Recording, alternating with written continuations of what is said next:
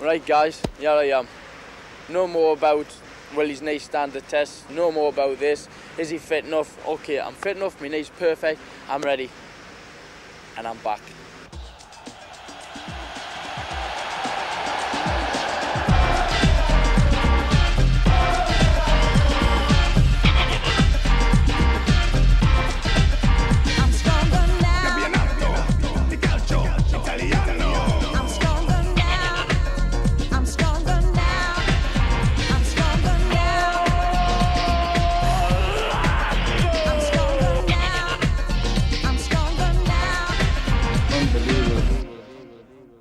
Another great week in Italian soccer, 48 goals. More of the action later, but first, this. Coming up, Fiorentina versus AC Milan. James Richardson gets behind the headlines with this week's news. All 48 goals from Sunday's record-breaking Serie A. We meet an Italian football legend, Gianni Rivera. Win a dream trip to Italy in our World Cup competition. A roundup of midweek cup games. We talk to Lazio's Giuseppe Signori, Serie A's top scorer. Teammate Gazza looks back on another eventful week. And we preview Italy's vital World Cup qualifier with Switzerland. Hi, I've had a fantastic week this week. Everything's went well. My knee's not a problem. I've had 2 games in 4 days. Everything's went well. 1 victory, 1 draw. But more of that later. Now we have a fabulous match. Plenty of goals. Fiorentina versus Milan. Well, Milan go Dutch for this game. Rijkaard, Van Basten and Hullitz are the 3 permitted overseas players in this Milan starting 11. It means Hullitz starts his first league match of the season, and there's no place in this team for expensive imports Jean-Pierre Papin or Dejan Savicevic.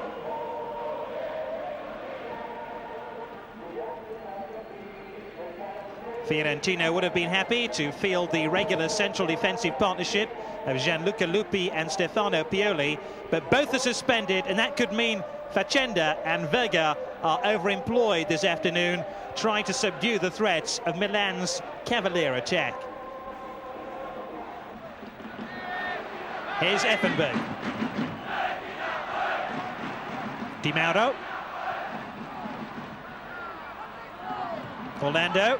Plenty forward here for Fiorentina. Baiano. Laudrup. Baiano. He scored! Currently on loan to Fiorentina from Milan, and he scores against them.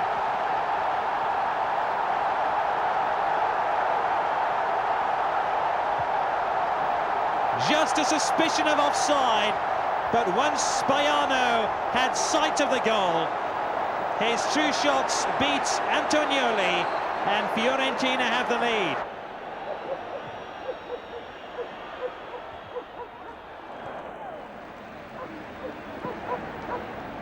Clash of heads there between Carnashali and Rijkaard.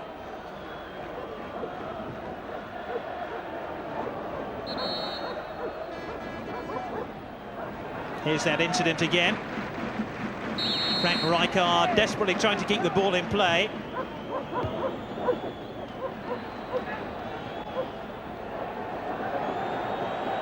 Tassotti. Hullitz. Tassotti's cross. Oh, there's the equaliser, and it's Massaro who's got it. Former Fiorentina player returns to the Stadio Comunale and drags Milan back into this game. So here's Rijkaard. Still 1-1 between Fiorentina in the purple and Milan, the Italian champions. Baresi. Albertini.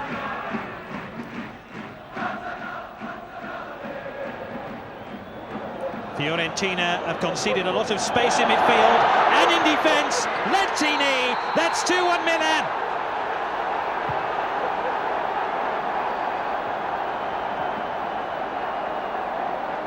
You can't afford to sit back and let the Italian champions pass the ball around at will inside the last third of the field.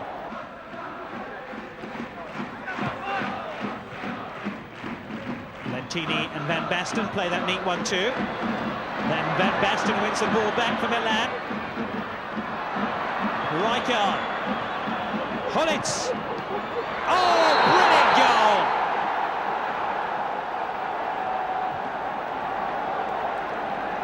Hullit, who's been so disappointed about being left out to the Milan team, now returns with a brilliant strike.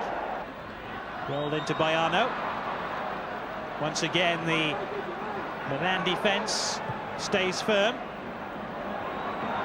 And Milan soon translate defence into attack. Hullits.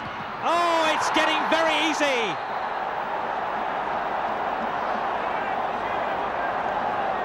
Hullits now scored one and made one. And a goal for Massaro, his second of the game. 3 now for Massaro this season. And the former Fiorentina man is having quite a game. Corner to Fiorentina, who need a goal at the start of this second half. They trail by 4 goals to 1. There's Effenberg, number 7, being marked by Hullits. Oh, that's a great touch by Laudrup. Great control, great vision too to knock it to the back post.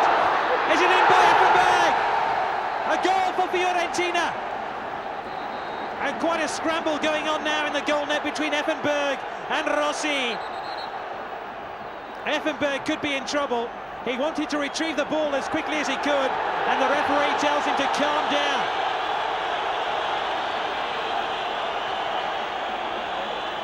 It's hard to calm these Fiorentina players down, mind you.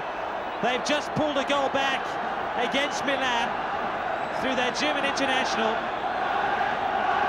and now have a 2-goal deficit to make up. Fiorentina have a free kick. Effenberg. Oh, that's a brilliant save by Rossi. Brian Laudrup to take the corner. Oh, and a free header. This time denied by Rossi. Di Mauro could have made it 4-3.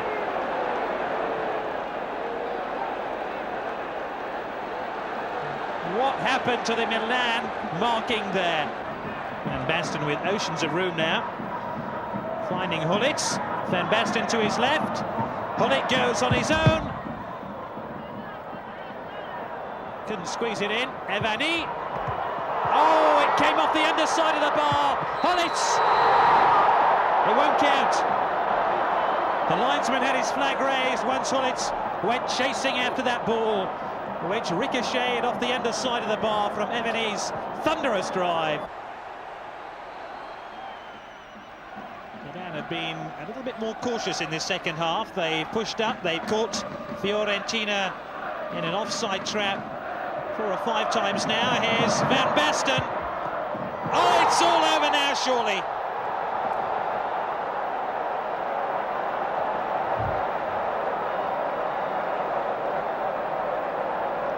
And Marco Van Basten, who scores goals for fun, found himself 5 yards clear of the Fiorentina defence. And look how he bent that shot wide of Manini's grasp and into the net for number 5.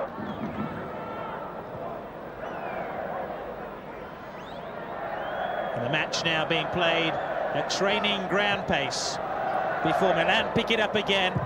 Van Basten, Hullits. It's all so easy for Milan.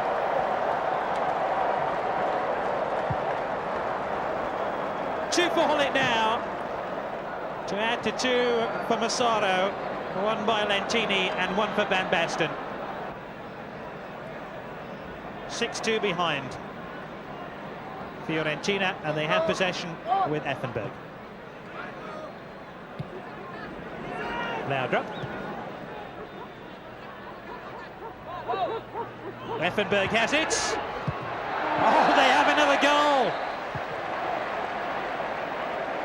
And the determination of Effenberg opens Milan up, and Di Mauro on hand from close range to find the targets. I wonder how Milan will look at this scoreline.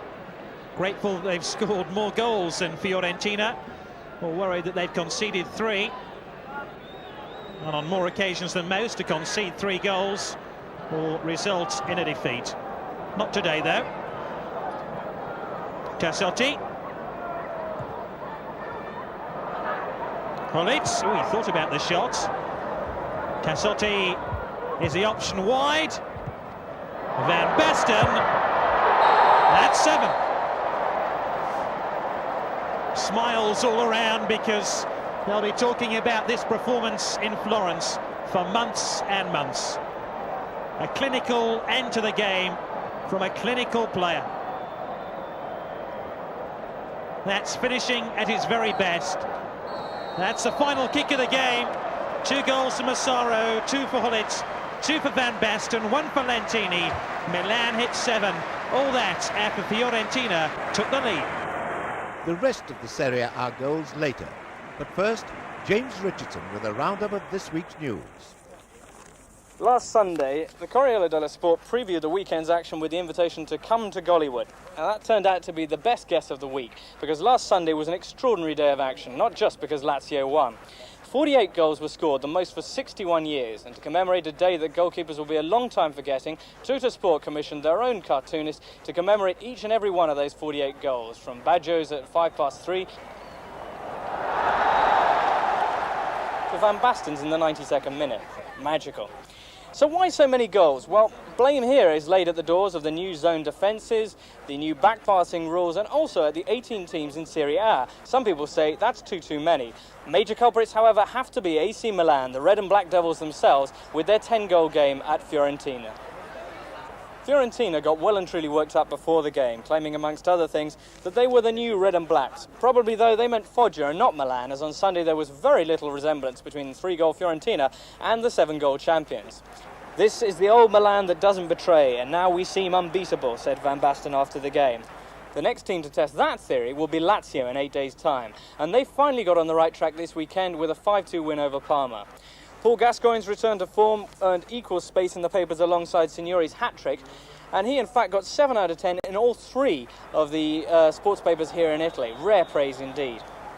Well, David Platt may not have played last Sunday, but with Julio Cesar now out for 4 months with a broken leg, Platt is assured of a regular place in the Juventus side.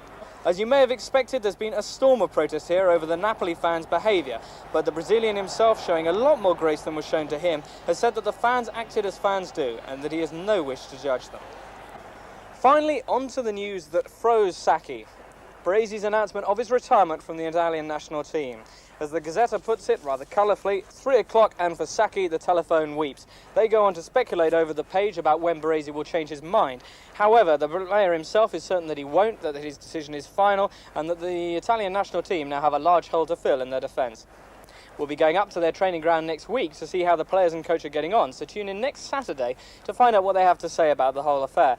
However, for now, that's all the time that we have for the news. After the break, a full roundup of Sunday's goals, a report on Gianni Rivera, one of Italy's all-time great players, and a competition with a chance to win that most special of prizes, an international edition of Subbuteo with the 2 Italian teams of your choice. All in a couple of minutes.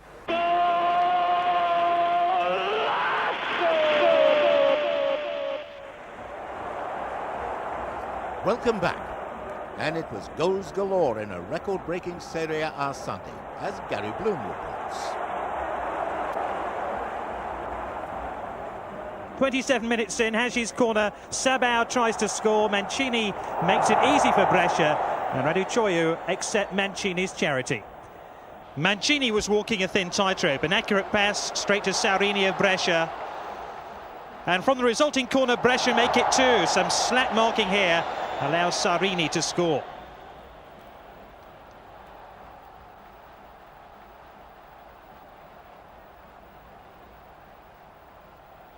Second half now, and Hagi glides over the pockmarked pitch for an outstanding strike.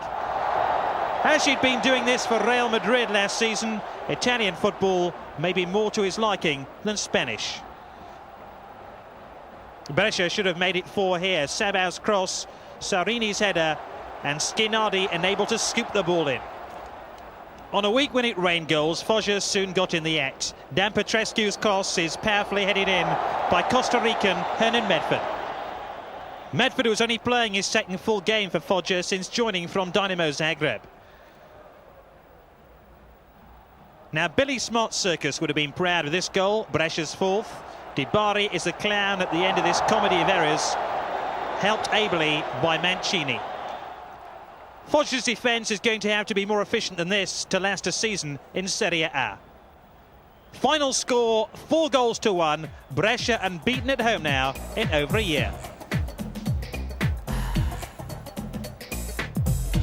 Cagliari and Red haven't won this season. Roma were unlikely victims of football's equivalent of a mugging. Buchedu hoisting over the cross, which wasn't effective. This was the best Roma could produce. Rizzitelli with a wild, inaccurate volley. Roma are having problems scoring away from home this season. Yelpo in the Cagliari goal wasn't being much help to them. This is Mihailovic with the free kick. A move of great precision between Oliveira and Herrera opens up Roma here. Oliveira can't make his shot precise though. Oliveira's athleticism was causing Roma problems. Carbone's foul put Roma on red alert. Buchedu makes it 1-0. It's Buchedu's first goal in Serie A in 3 seasons. Certainly something worth waiting for.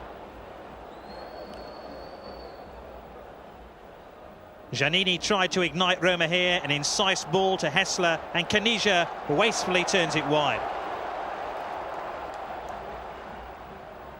A brilliant 6-man move here by Cagliari.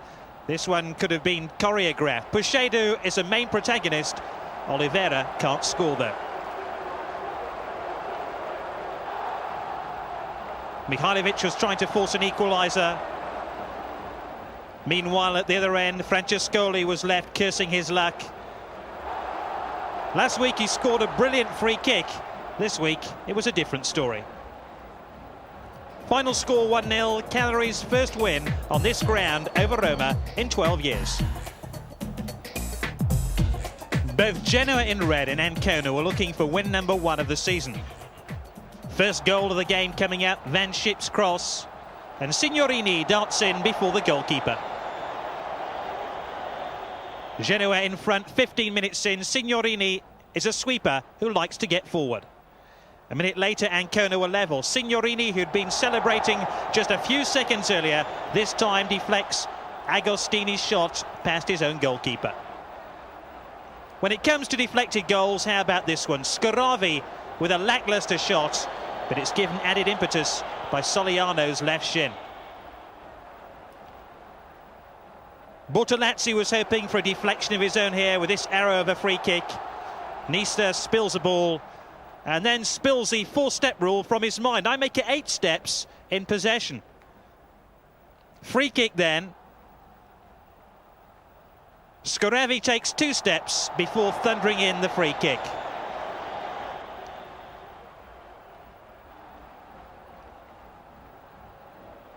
Ancona's equaliser was a bizarre affair. The goalkeeper dropped the ball, Ruggeri heads it up, Fortunato heads it out, Lascias Tattari knocks it in.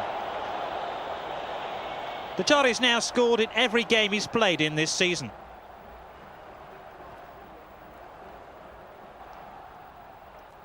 Padovano then almost split the bar with this venomous strike. Genoa didn't have to wait long before goal number 4. Scoravi impeded as he climbed for the ball, and he takes the penalty himself. Last 10 minutes now, Ancona make a surprise comeback. First Soliano, who'd scored an own goal in the first half, finds the right net here. And 2 bicycle kicks, or should it be a tandem, produce the equaliser. First substitute Centofanti, then Agostini. Agostini's nickname is the Condor, but how many Condors strike upside down? Final score 4-4. It's the 5th drawn game in a row for Genoa.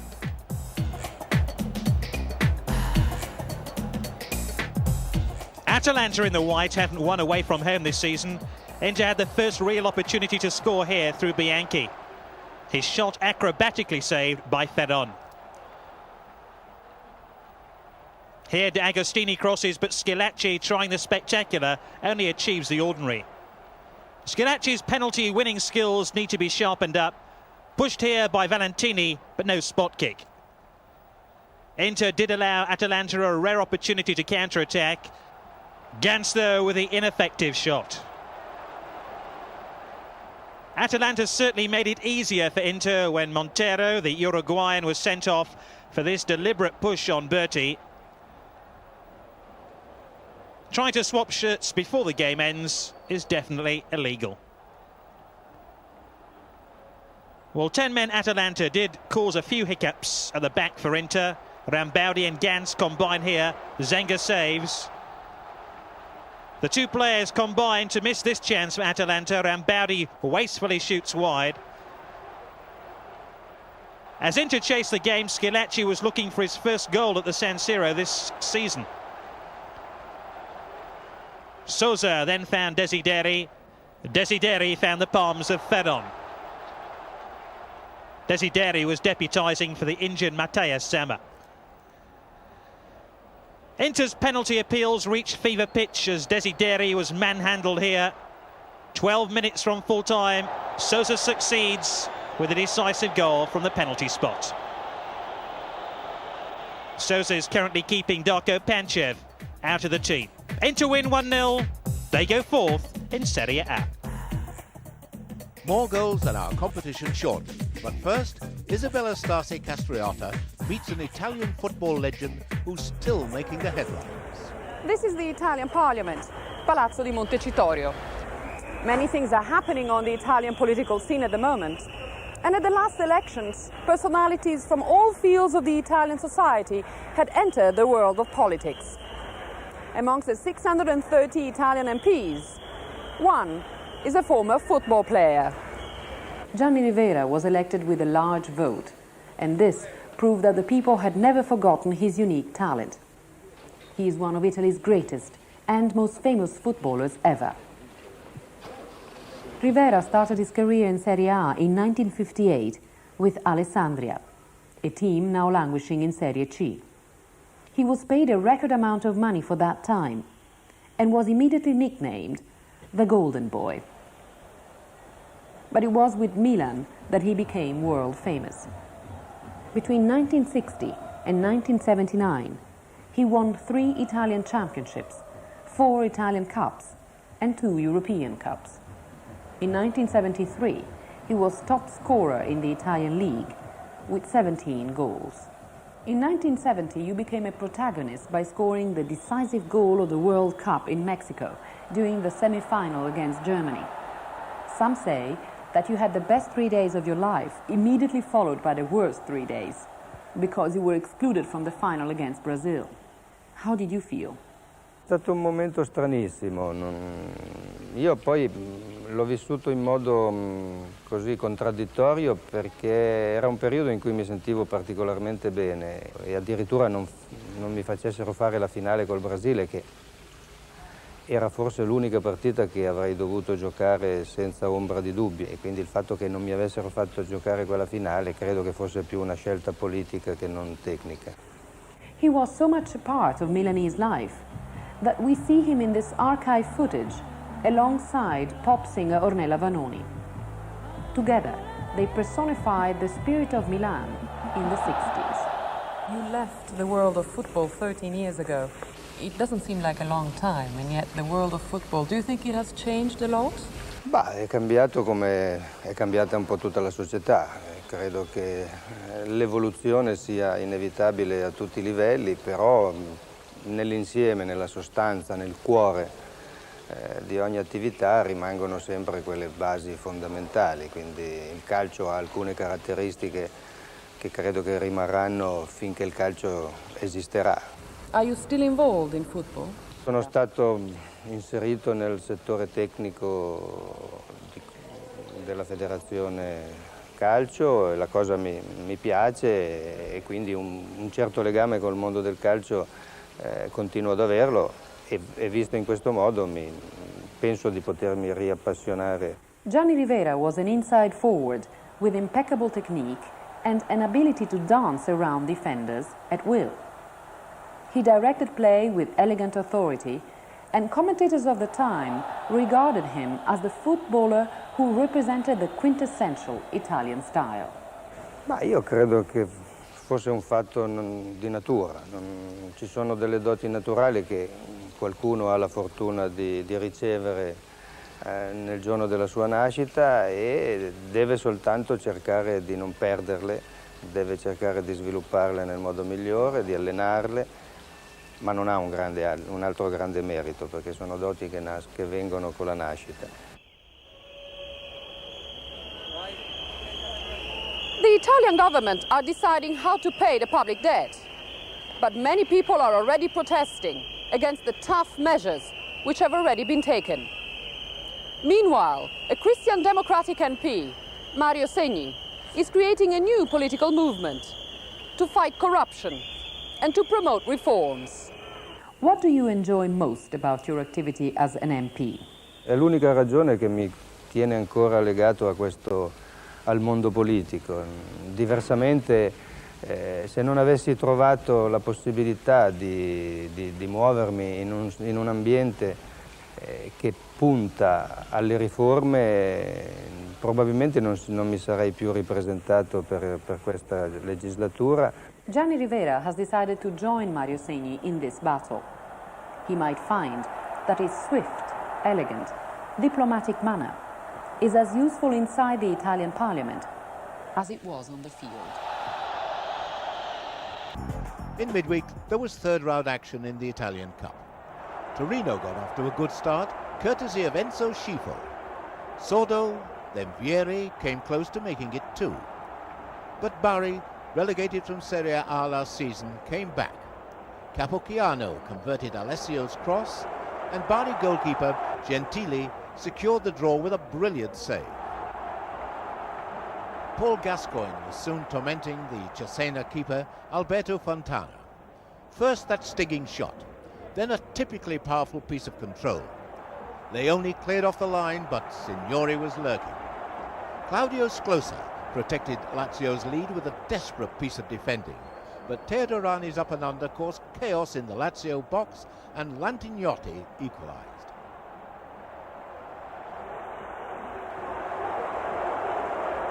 Gazza was substituted after an hour, and his midfield colleague, Thomas Dole, soon joined him in the changing rooms, thanks to his petulant reaction to that tackle. It finished 1-1. In Turin, a remarkable piece of skill from Roberto Baggio set up a 10th-minute goal for Andy Moore. Genoa's Michele Padovano tested Angelo Peruzzi with a free kick. And in the second half, he tried again. At the other end, Gallia and Baggio conspired to miss this chance for a second goal. Then Muller returned Baggio's earlier favour, but the Juve skipper couldn't add to that one-goal advantage.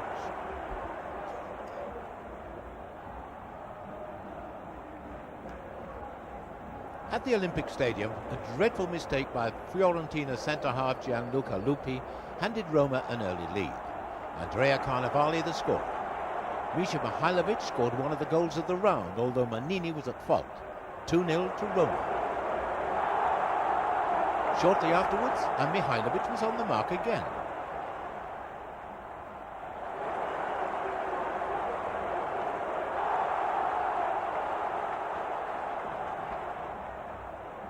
And just 2 minutes later, Carnevali made it 4.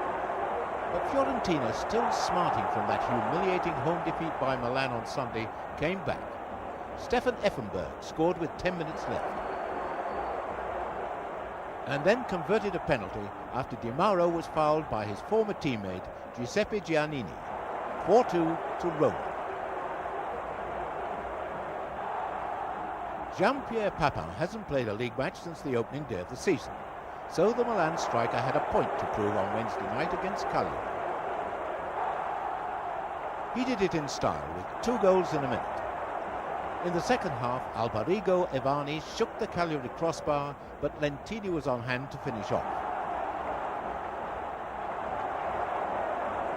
It ended 3-0, although Frank Rijkaard came within inches of a fourth. At After San Paolo, slack defending from Verona let in Antonio Correco for Napoli's opening goal.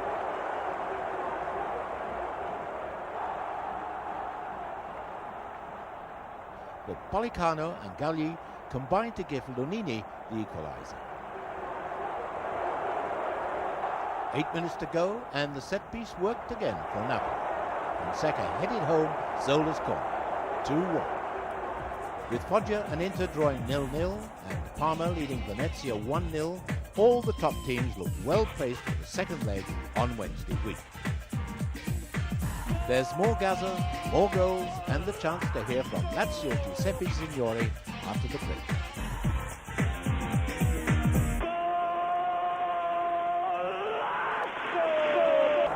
Welcome back. And now our final selection of goals from last Sunday's games.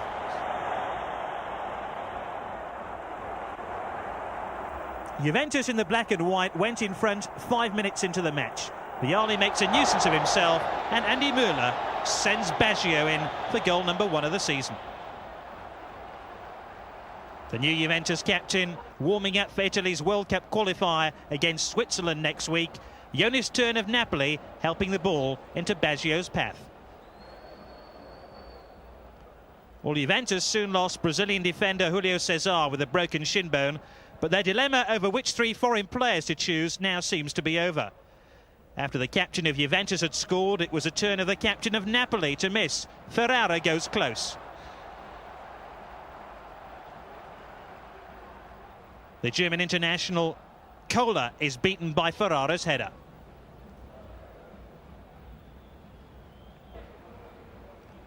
Into the second half now, and Zola, roaming creatively in midfield, almost opened up Juventus again. This time Correca heads wide. Correca's been out for the last 2 games through injury. Juventus made it 2-0 just short of the hour mark. Baggio slides an accurate pass wide to Müller, and he makes it 2.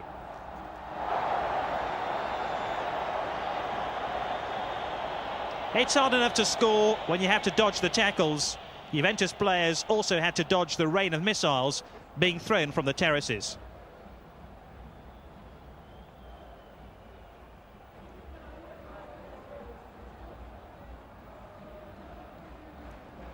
Well, inevitably it was Zola who was trying to break down Juventus's stubborn resistance. Peruzzi kept out this shot.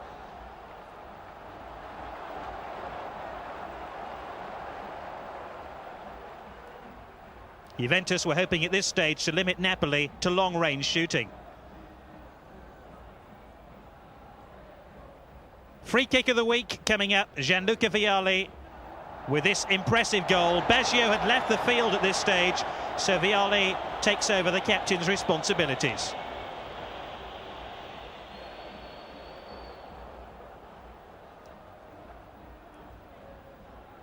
Tremendous accuracy by Vialli. De Marchi then gifted Napoli a chance to come back into this game 6 minutes from full time. It's he who concedes the free kick. Fonseca scores another outstanding goal. 11 now for the Uruguayan this season. Not long left for Napoli, but they were prepared to push Juventus all the way to the final whistle. Napoli's incessant pressure paid off 2 minutes later when number 6 Corradini supplies the cross.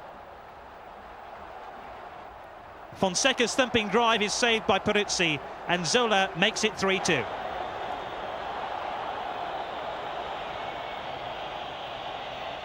It was Zola's second goal of the season, and it gave Napoli hope of an equaliser.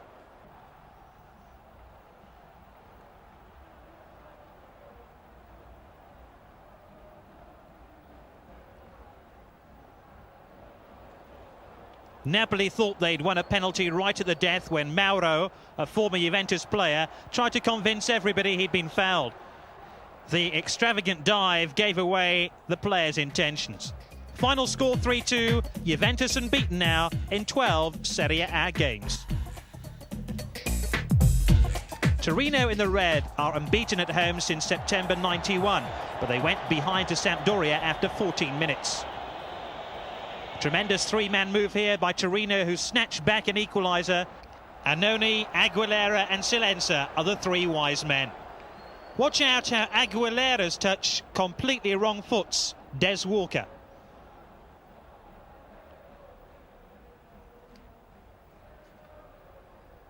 Sampdoria's Marco Lana sends this header into the puddles. Lombardo sends this volley onto the crossbar. A rare mistake by Des Walker gives Torino a chance to take a 2-1 lead just after the hour mark. His uncertain header straight into the path of Aguilera, whose accurate shot beats the goalkeeper. As the rain increased, so too did the Torino pressure. Schifo's shot easily saved. Pagliuca was fed up with getting wet inside his own penalty area, so why not to walk up to the halfway line? Then Lombardo's shot was far too close to the goalkeeper Marchigiani. Sampdoria pressed for the equaliser. Bertorelli, the substitute, should have brought the goalkeeper into the action here. Sampdoria left it late to snatch the equaliser a minute from full time when Viekovod struck accurately home. Viekovod has made a reputation of going forward to look for late goals. He did it again here. Enzo Schifo tried to convince the referee he'd been fouled by Jugovic. All he received, though, was a wet shirt and a damp reception from the official. Final score, 2-2. Torino miss out on the chance to go clear at the top. This was only the second ever meeting of the teams in Udine, and the home side locked onto the fast-forward button from the off. 8 minutes in, Udinese hit the front. Balbo to Branca, and it's 1-0. Branca's in his third spell at Udinese, but he proves to be a popular player. Borgonovo equalised for Pescara 14 minutes later. Former Fiorentina player gets his third goal in 2 games. 10 minutes later, Udinese, playing in what appears to be a ploughed field, plough through again. Rosito's cross and Balbo makes it 2-1. The Argentine international was to have quite a game. Rosito sets up Balbo's second just before the hour.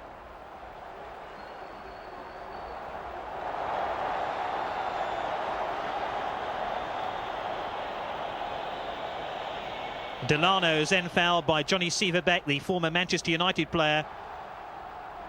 And Balbo had a chance to register the only other hat-trick of the day. 4-1 now. BV of Pescara then wins his side a penalty. BV takes a 9-iron to the penalty kick. It's his first goal in Serie A in 6 years. Udinese score goals for fun. Pellegrini's cross, Branca nearly bursts the ball with a volley, and Maniconi breaks Pescara's hearts with that accurate finish. Final score 5-2, so Udinese climb to mid-table after 3 consecutive defeats. Paul Gascoigne started his second game for Lazio at home to Parma in yellow at the Olympic Stadium in Rome. Gazza was soon in the thick of the action. Taffarel sending Gazza sprawling. Penalty to Lazio.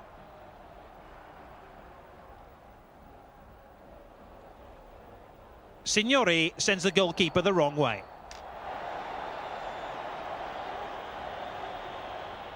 Melli then put through by Ozio, almost embarrassed Lazio here. Pizzi must have heard about Lazio's porous defence, but no goal. An object lesson in dribbling coming up by Fuser. Why pass the ball when you can do this? Fuser leaves 4 men in his wake. And how about that for a midfield player who gets his fair share of goals?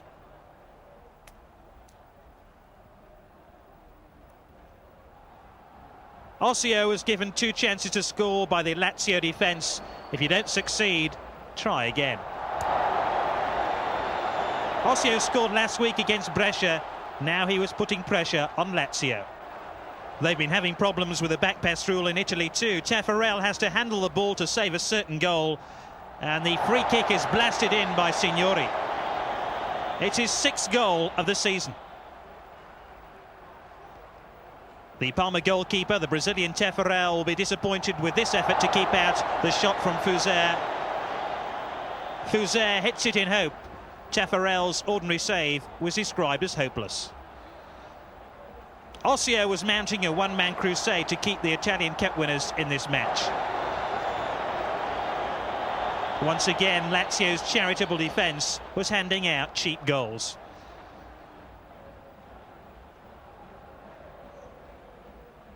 Just after the hour mark, and with the game all but won, Gascoigne takes a breather.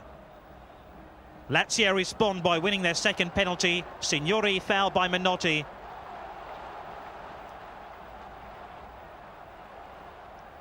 Signori makes it 5-2 from the penalty spot, his 2nd spot kick of the game. Signori can make them as well as take them here, setting up Bacci. And one last flourish. Thomas Doll almost set up goal number 4 for Signori here, right at the death of the game. Final score 5-2 to Lazio. Lazio's first win after 4 draws.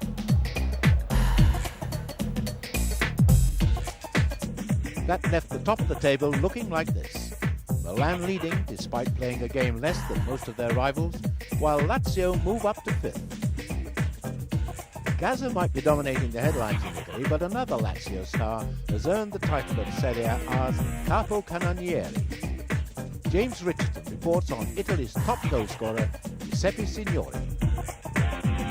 3:30 in the afternoon, and it's time for training at Lazio's Maestrelli Sports Complex in Rome. For the team's new arrivals, this is fast becoming a second home, but nobody is settling in quicker than Beppe Signori. Fuser's kept it in. Signori! Giuseppe Signori is 25 years old, young, free and single, and the rising star of Italian football. He was born in the little village of Villa di Sera, just outside of Bergamo in the north of Italy. But like most players in this country, he had to head south to find his fortune. And find it he did, in a town called Foggia. Signori spent 3 years at that club, playing alongside the likes of Baiano, Rambaudi and Shalamov, and quickly earning Foggia its first trip to Serie A for 12 years. There last season they were one of Italy's most spectacular sides, scoring 58 goals and finishing 9th in the division, a place ahead of Lazio. Sì, forse nessuno se l'aspettava, per cui siamo stati la rivelazione di dello scorso campionato. Così avevamo un ottimo allenatore che è Zeman, dove così ci ha dato quella voglia di vincere, quella voglia di far bene a noi giovani che venivamo dalla Serie B. Sì, con Beppe abbiamo passato 2 anni meravigliosi lì a Foggia. Mi fa piacere che abbia raggiunto la nazionale perché se lo meritava veramente. With Foggia's stars all up for sale at the end of last season, the offers for Signori came from the likes of Parma, Inter Milan and Lazio. Lazio were especially eager. They just lost their number 1 scorer, Ruben Sosa, to Inter Milan. And for many, their ability to compete this season hinged on finding a replacement fast. Despite the expectations, Signori had no hesitation in signing for the Rome club. No, io sono arrivato qua così, consapevole che andava incontro a un'eredità molto pesante, però non ho mai avuto paura perché avevo fatto questa scelta consapevole delle mie forze.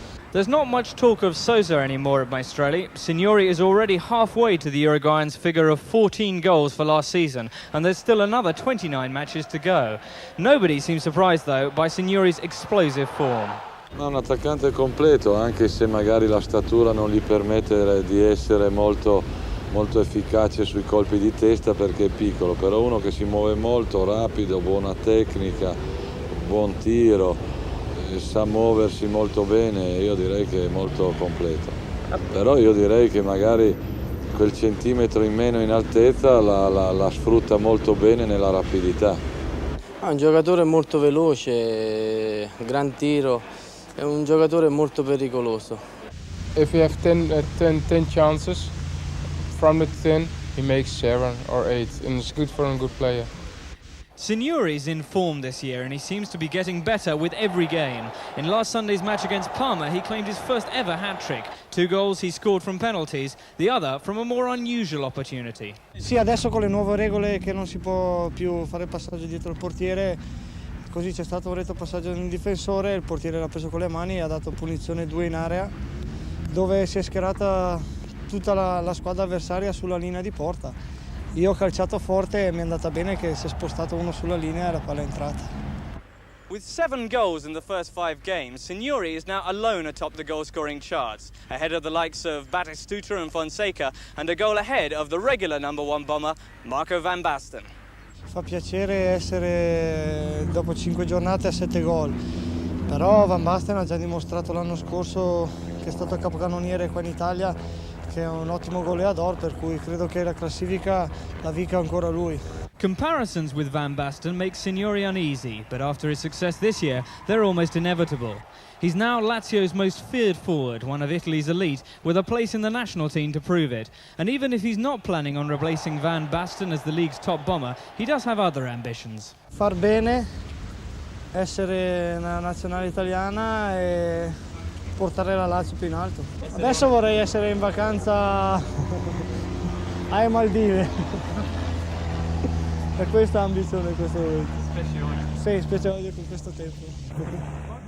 On Wednesday, the Italian national side faced their most important game since 1990's World Cup semi-final.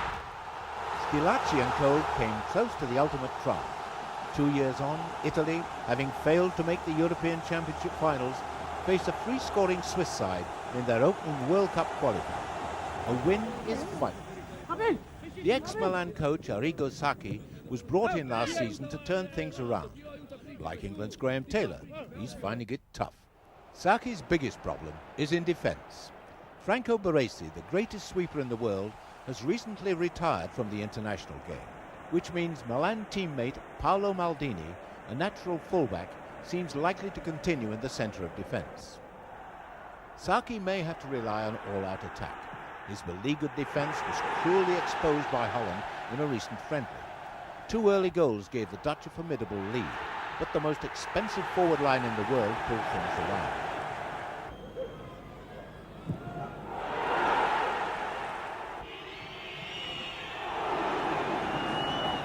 Now the pressure is on for Baggio, Lentini and the new captain Gianluca Vialli. Most of all for Arrigo Sacchi.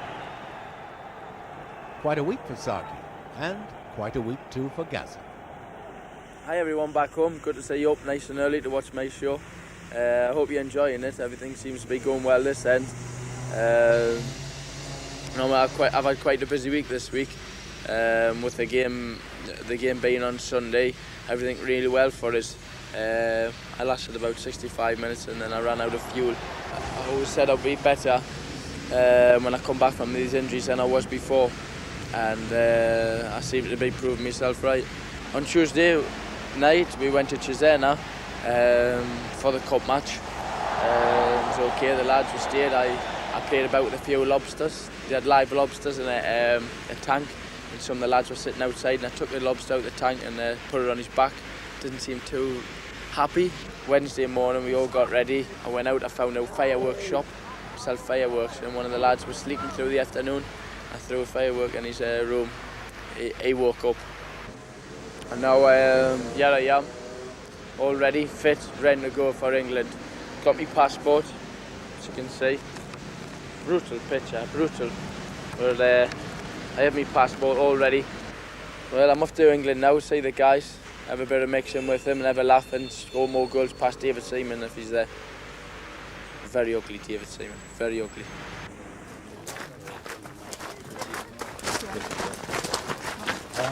I've been at the game a long time and I've thought to just laid back and everything, you know, when I've come to work I've worked and then just laid back and everything. And now I'm starting to knuckle down to business and work really hard, you know. And it's just good to be back, like I said, as a player and now a supporter. I didn't have to prove nothing to Graham Taylor, I just have to show him my football fitness, you know. But I wanted to prove to myself how fit I was, you know. The last 2 years ago I'd done that, the test, you know, I got to number 14 or something and I'd done 15 there. So it is good, you know. I would love to play. like anybody else in the squad, you know, wants to play. I'm just the same as them, you know, but it's just because, you know, me, myself, I've been out a long time, that they're talking about it. It'd be nice to play, but if I don't play, then that's okay. I just have to show Graham Taylor my fitness for the next game. If I do play, then I'll be giving everything I've got. You know, even if I am 70% fit, then I will give 70% of fitness. You know, when you start thinking World Cup and you think, oh, I hope it's going to be like the last time and hopefully win, you know. We had a fabulous time. It's just important that we stick together as a squad. It's important Graham Taylor has us for a week. But the most important thing, like I said before, is that we stick together, because when we won the World Cup and the guys who didn't play, they were marvellous, you know, they were behind the players all the time, and come on, and when we got back to the hotel, no one had the sulks, and we were together as a squad, and it was really good. And that's it for today. We're all back here with Gazzetta Football Italia next Saturday, with international action and a special preview of next Sunday's Milan-Lazio match. That's Hulit versus Gazzetta.